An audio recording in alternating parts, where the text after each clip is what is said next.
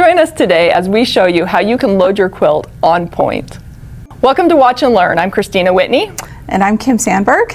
And we are here today so that Kim can show you this fabulous quilt that she's working on.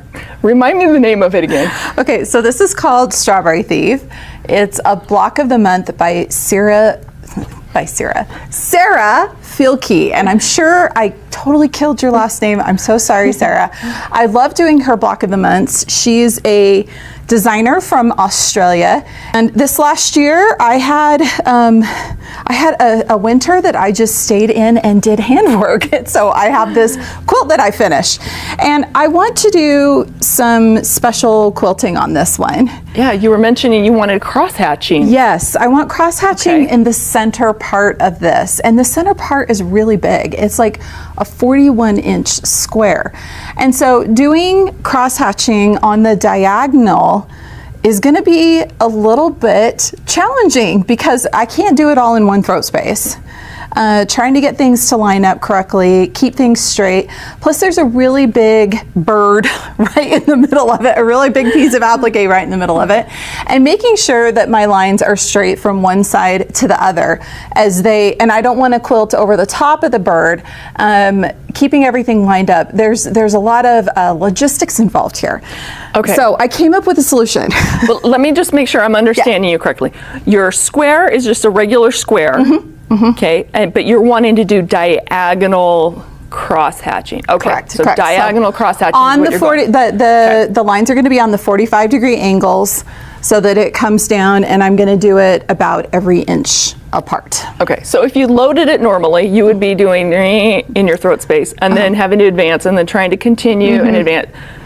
Ooh, that's a pain. Okay, Yeah. Talk to us about your solution. My solution. So my solution is to load the quilt on point so that I can quilt straight all the way across to do that crosshatch in one continuous line. Every single line will be one long continuous line. And what I'm going to do is do all one direction, then I'm going to unload the quilt, turn it by 90 degrees, reload it, and I know a lot of people are going, you're crazy for doing this, but for me, this is so much easier than trying to make everything match up. I'm going to do that turn, and then I'm going to do the lines in the other direction, and everything will be straight and square. But the trick is I've got to load it on point, which would be the equivalent of just pinning the top corner of the backing, pinning the bottom corner of the backing, and starting to roll and hoping that everything ends up straight and square. Yeah. That doesn't work out so well, does it? No. No. No. So there's a couple of solutions exactly. to work around that. One is just buy a huge amount of backing. Yes. So that you can load it and load your top Yes. so that the long diagonal Yes, yes. is the same width as your quilt. But for you didn't have that large of a piece of backing. No. So I absolutely could have bought like a wide back piece, done that, or bought enough backing. I did have enough fabric. I wanted to use this cute strawberry print. I did have enough fabric, but the problem is I had to piece it together to get just enough, and I only have a couple of inches all the way extra around the edge of it, and I can't fake more fabric. Like, that's not something I can just make happen. Well, actually, you did. I did. I put it together, and I think it looks pretty good. But yeah, I'm happy with it. The other thing is, I did not want to have my backing. So if I had loaded a wide back and then turned my quilt top and put it on it at that backing, when I take that quilt off and I trim it, all of my backing edges are now on the bias.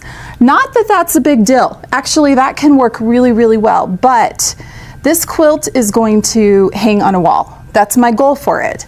And I know from experience that if you have a piece of backing like this, because I have done this before with a large piece where I just trimmed it, The backing tends to kind of sag along the edges because it's the bias, and so it tends to sag a little. And in order to help this quilt have a little more stability so that when I hang it on the wall it hangs straight and square, that's another one of the reasons why I chose to do it this way. So yeah, there's a lot of different ways to solve this problem, and there's a lot of different reasons to choose to do it one way or another. Ultimately, just pick the way that is the easiest for you and that works the best for you. Maybe the first time you do something like this, actually working with that big piece of wide backing, or buying enough fabric, buying an extra 3 yards of backing and putting everything together that way and then loading it is the easiest way for you to do that. And that's just fine. There's not a right or a wrong way to do this, as long as you are happy with the results. Okay, so why don't you walk us through what you did, since you didn't buy the extra wide back. So explain to us, you Franken-batted it so that the backing's just a little bit bigger than your top, but you still can't load that on point. No, and not have it roll properly and not stretch and do some weird things. So what I did, if we take a look in the throat space here, you can see that I've got my backing here, and there's one of my nice seams. And then I've got these pieces of gray fabric here to the side. So what I did was I took, and you can see in this picture here, I have laid out on the floor, I have the backing laid out in the middle, and then I have the triangles, the 4 triangles that I cut. And I did cut these from a piece of wide backing, just some extra fabric that we have that I can then use for another project down the road. And I have basted them to the edge of this backing to turn it into a square. So really, in essence, what I did was made a really big block out of my backing with these other 2 pieces. Now, I used some wide back because I forgot to take into account the fact that this frame I had to load it on is only an 8-foot wide frame. I do have on hand that I actually keep available for every once in a while it pops up that I want to load a quilt this way. I have an old bed sheet that I actually took and just cut from corner to corner. And I have those 4 corners that I can use and stick on, but they made it way too big for this frame. It was not going to fit because we do have this frame set up at only 8 feet. So I ended up going with something a little different. But I mean, you could use any fabric you want. And the thing is, the pieces are rather large. At the end of the day, you could keep them and then use them for future times down the road where you maybe want to load on point. You could also just roll it back into your stash because, I mean, we're just cutting it into smaller little pieces anyway, right? Yes. So speaking of cutting, did you measure and cut this to a specific size, and how did you figure out that size? Yes. So did it involve math? No, actually. You guys are going to laugh because I did not. So what I did was I did. Okay. I measured the length of one side of my backing. So this quilt is square, and my backing is, I believe it's 67 inches square because the quilt itself is like 64, 65 inches square. So what I did was I cut a square and made sure that I had long enough side according to laying it out on top of the backing I already had. So that's where I'm saying I not did math. I laid things out on top of it, I marked things, and then I cut it. And what I did was I cut a big square, and I made sure, so on each side of that square that I cut, the outside edges were all equal length to the outside edges of my backing. Okay. Okay. Then I took and I cut that piece from corner to corner. Perfect. So then I was left with 4 edges that were all the size of that matched up with my backing. Okay. And I laid it out on the floor, and then I pinned it to make sure that I sewed the correct corner of the triangle to the side of the quilt. Oh. Because I have done this before where I accidentally sewed, and I'm like, why is this side too short? Like, I don't understand, because I'd flipped it. So this is definitely one of those things. I threw just a couple of pins in just to hold each side to it, and then I just basted it with a long basting stitch so that these pieces will come off really easily. Excellent. So now I kind of think of this as a square and a square. It is. That's exactly what it is. You're just piecing a giant square and a square to Yes. make the backing go the direction you want it to. Exactly. Yep. And then you guys will notice here when you look in this frame, it is not pinned. I did baste to the leaders. This is just another trick. And the reason why it is basted to the leaders is because I know that I'm going to be taking this off. After we get done filming, I will take this off, take it home, and I will finish quilting this one at my home. And transporting a quilt that has only been pinned to the leaders is dangerous to the health of your hands, I have found, personally. Or if you put it in a bag and you puncture your lung or something with one of those pins. Absolutely. So everything's basted together, just for ease of that. Once again, you could just pin things and it'd be just fine. Because I'm not going to be stitching onto this extra fabric. So if you even just wanted to pin the fabric, you're backing onto the big squares, you could do that too. I would be a little nervous to do pins though, because as you're advancing, those pins are going to get rolled in there. And absolutely. could possibly cause some issues. True. But there are lots of options here. Staples. You could even use a stapler. I was just going to say, you could use a stapler to do this. You just have to secure these extra pieces onto the backing, and you're not going to be stitching over that little edge there. So, you know, be creative. Zip ties. I don't know. Whatever. Hopefully you don't stitch over it. If you're paying attention. If I'm paying attention, I won't be stitching over. Okay, so let's maybe move on to avoiding stitching over that line. Yes, let's do. Okay, so first thing I did was I've got my quilt top laid here, and I'm just making sure that I've got everything straight and square, because that's going to be one of the tricks as we go through and load this. So I went ahead and loaded the backing. It's just, this machine is set up in Clearview. It's just because that's the way it was. It wasn't because that's easier to do or anything like that. It's just the way it was when I loaded it. I've got my quilt top sitting here. I just laid it down to make sure everything's good. Now, I'm not going to be loading the quilt top onto the pole, because once again, if I do, I'm going to do one pin in the corner and then start rolling. So I'm going to be essentially floating this as I go. And because I know that I am going to put this on here and I'm going to do some filming with it, and then I'm going to take it home, I'm going to go through and base this whole thing first.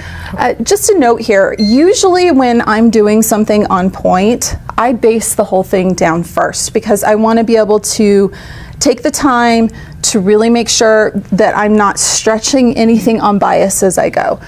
You don't have to do that. I just want to stress that. You don't have to do that. It's the process I've chosen to do. I don't know, have you ever done this before?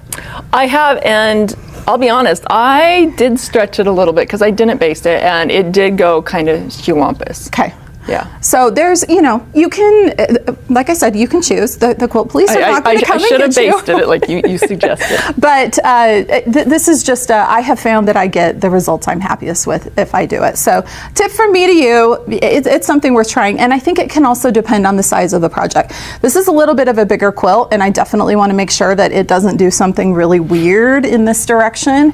Maybe if something is smaller, it would be a little easier to control as you're working through. So let me ask you a question. For the backing, we did the square and square.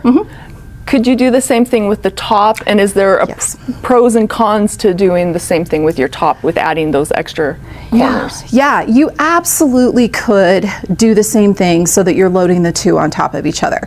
I would say the one con is I would recommend making your quilt top a little bit larger, so that when you take off that extra backing, you're not losing that 1/4 of an inch that was pulled up into the seam that you used for basting it onto it.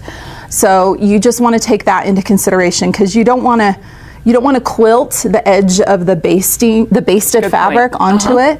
The other trick is it's going to be a little bit harder to visually see the edges of your top and keep everything lined up as you're working your way through the quilt, because both layers will be covered. But it is a great solution. I mean, especially if you're really worried about the quilt stretching. One thing with doing it this way with the backing is the edge that is sewn onto the edge of the backing is the straight of grain, because of the way that I cut my square. It's that outside edge that was a straight cut with a grain. And so that edge is less likely to stretch if you have it stitched to another piece of fabric that is not going to stretch either. So there's that part too that works. Pros and cons to whatever. Yep. So again, going back to what you mentioned earlier, try and figure out which way works best for you. Exactly. So. Exactly. Okay, so what's the next step? Okay, so the next step is we're just going to pull the quilt top away here, and then let's go ahead and grab my batting. And I'm doing a little bit of experimenting here. So in the studio, we just got some bamboo batting.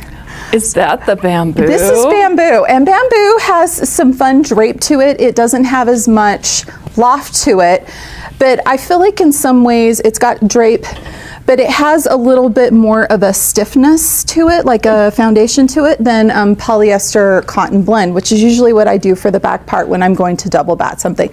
So we're going to do a little experimenting today. I thought Kristina would like this. Kristina we always like to experiment. Try something different. So what I'm going to do is just lay down my batting here, line that up right with the edges of the backing. There we go. And we're just going to smooth that down. I'm going to try really hard not to have the batting go over the edge of this line here so that I can clearly see at the edge of the quilt backing so that I can keep things straight. Excellent. So when you cut your batting, you made sure it was the same size as your backing? So it's the same width, but I didn't cut it into a square. So when we get down to the bottom and we have that final side, we're going to do a little cutting across. That's where those batting scissors come in handy. That's exactly right. Okay. But so now you're adding your I'm wool? adding wool on top of it because I want to do the 2 layers. We always get asked, why do you do 2 layers of batting? Well, especially when I'm going to do a wall hanging, a quilt that's going to be really just for display. There's a couple of reasons why I like to do two layers. Number one, it gives it more loft, and it helps the quilting really pop. I'm like, what's the word I'm looking for? Pop? The quilting to really pop. It also does create an extra layer of stability for that quilt. I find that quilts, especially if they're going to hang for long periods of time on a wall, and they have that 2 layers of batting, it just adds some extra stability, doesn't it? So. And it looks pretty. It looks pretty. It looks really pretty. So we're going to experiment a little bit here and do my 2. Okay, and I'm going to pick. And you said this is a square, so it doesn't really matter which point you put in that corner, right? Nope, it doesn't matter. But I did pick the top right corner just because. Because you can? Just because I can. So we're going to stick that like right there. We're going to pull in just a couple of inches because that's what I've got. Love it. And I've got that all laid out there. And then I'm just going to go ahead and start basting. Now, this is where the big question comes in. Do I quilt straight lines across, or do I do I stitch straight lines across first, or do I stitch the sides to hold it in place? What's your thought on that, Kristina? Oh, that is an excellent question. I would possibly stitch one side, this one diagonal side here, and then do my straight lines going across, because that's going to kind of shift the fabric a little bit, and then do my other one. Okay. Because when you're just floating the quilt top, you're not always getting the correct amount of pressure on there. To stretch it to the, you're not really stretching it, but to keep it nice and smooth. Yeah. So, absolutely. But again, play with it, see what works. Well, and that's kind of what I'm thinking. Let's just play with it a little bit. So in the past, I was trying to think through what's the process I've usually done in the past. I've usually done, at least on the initial corner here, I've done the 2 sides first, and then I do the straight lines across. And I want to show you this. Because stitching straight on a diagonal is really hard, so I do kind of a zigzag. I find it's a little easier to just keep things in place. I also feel like if I'm doing the zigzag and I'm not just moving in a very, very straight line, I am keeping things a little bit straighter. Oh, and I wanna make a little note here so that everyone knows this. This quilt, when it's finished, is supposed to have rounded corners. So that's part of the reason why I'm going so close up here to the top. Okay. If I was actually quilting all the way to the top, I probably wouldn't do quite that close, but I won't be quilting beyond a certain point there. I knew it would be easier to handle the quilt and deal with quilting and loading if I had a straight corner. So by any chance are your pro stitcher gears engaged? Yes, they are. That makes going diagonal even more tricky, huh? It does. Absolutely. Okay, and I got to the bottom here, and now I am just gonna do straight line across. And I'm being really careful to make sure that I am not stretching that fabric. I'm not making it move. I'm just holding it in place as I'm stitching it down. And you're just going right over those appliques. Yep. And will you tell our viewers what stitch length you have? I think I'm at a 1/2 inch. No, maybe a 1/4 inch. Actually, to be perfectly honest, I'm not sure. I can check in just a second. But yes, I'm going to just baste everything down. And I'm gonna do this basting pretty close together, as you can see, probably about 4 inches, because once again, I am worried about making sure that this quilt doesn't stretch. Maybe I'm underestimating there. Do you think I'm hitting 4 inches, or is that a little bigger? Is that 6 inches? I think that's good. So do you always use a 1/4 inch or 1/2 inch basting when you're doing it through the quilt, or do you ever do a larger one so it's easier to take out? I do a larger one quite often. Okay, so I have that first little bit done. So let's go ahead and advance it. Okay. And then we're just gonna work our way through this quilt and get it all basted down.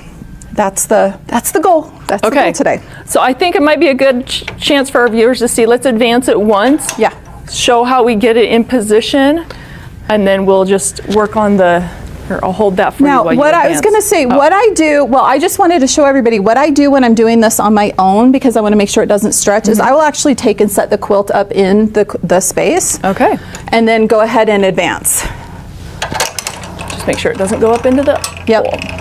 Look how lovely this looks on the back. You can see where the real backing and the fake backing I love it. come together.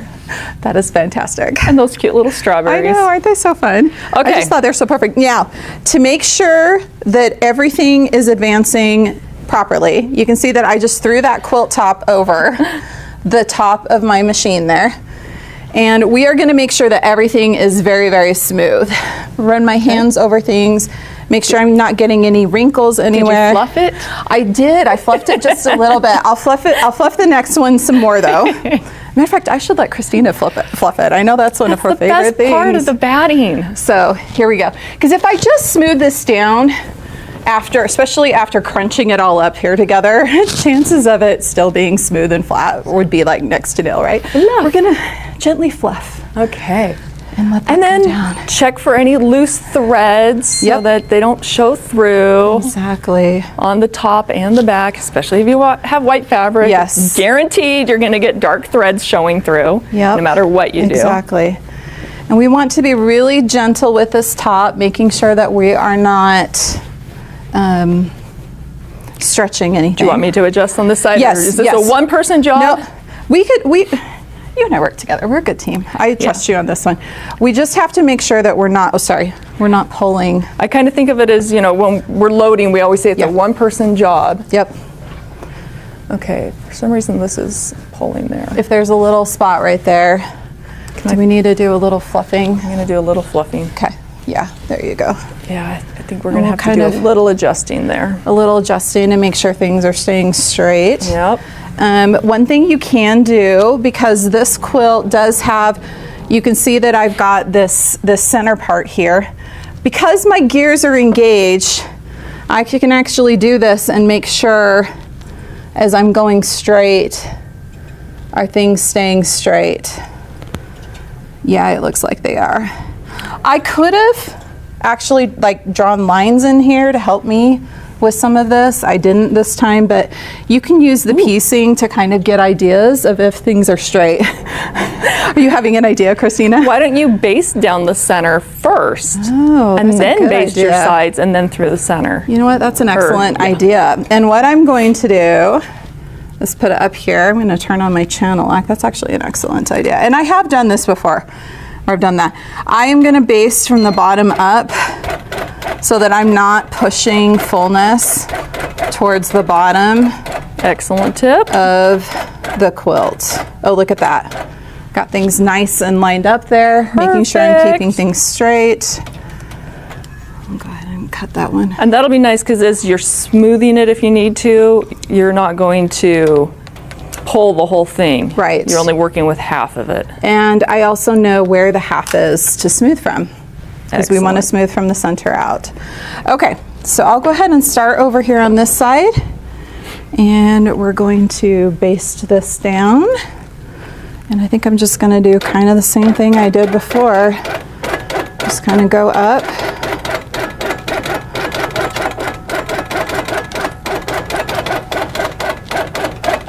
This process definitely takes a little more time, but I think for the effect that I'm going to get, it's going to be worth it. Okay, I'm going to come down about that 4 inches or so, and then I'm going to go ahead and baste across to get over to the other side, because I'm not cutting my thread while I'm basting. Right? Don't be afraid to get your hands in there and help manage that fabric.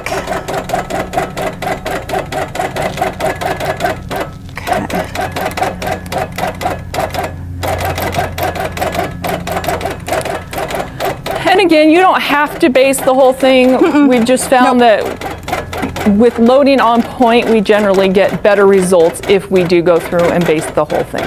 But again, totally up to you. Especially with a larger quilt. It really, I have found that it really helps have just a smoother effect overall for the quilt. And don't get in a rush.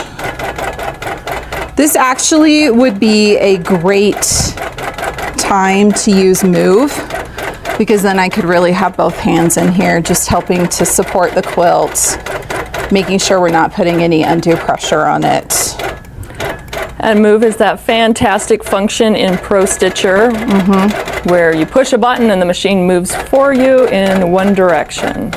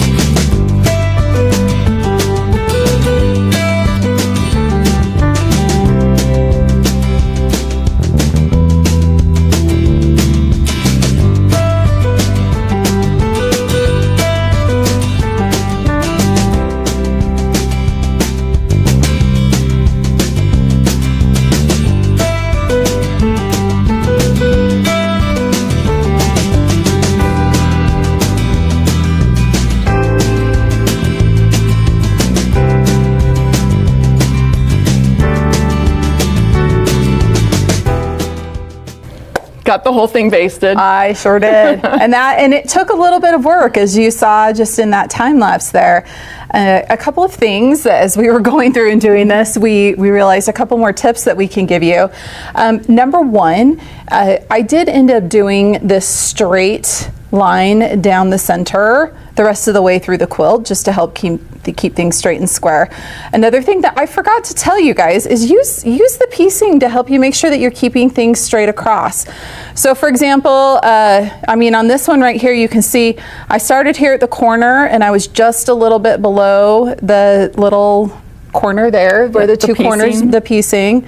Just below that one, just below that one, just below that one, and then hit the corner again. So I know that because I was in pretty much the same spot all the way across, I kept the quilt straight and square. Yeah, and you can manipulate the fabric as you're going to make sure that it is staying nice straight line. And I absolutely did that. Yeah. You really get your hands in there, just take the time. Another great tip is to use a really obnoxious thread color.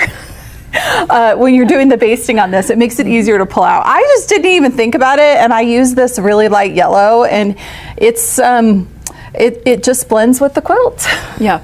Did you use any thread that you're wanting to get rid of that you don't think you're ever going to use on another quilt? Also, the bobbins. Use up all those bobbins, because this is thread that's just going to get pulled out. So exactly. Don't waste your time winding more bobbins or using the bobbins that you want to use for the actual quilting. Nope. So use the weird purple. That's all I'm going to say. Right? Weird purple, the greens, I know. That weird khaki color, whatever. Use those up when you're basting things like this. Yep. But I've got to say, you know, it took probably a good half hour to base this down, but it's time well spent. I mean, as you can see across here, everything is straight and smooth. And the quilt is now stabilized, and it's ready for me to start working on it. Yep. Well, I'm excited to see what you do. Yeah, me too. Thank you for showing us how to baste and load on point. Hopefully you got some great tips out of that. Make sure that you like and subscribe, and have fun quilting.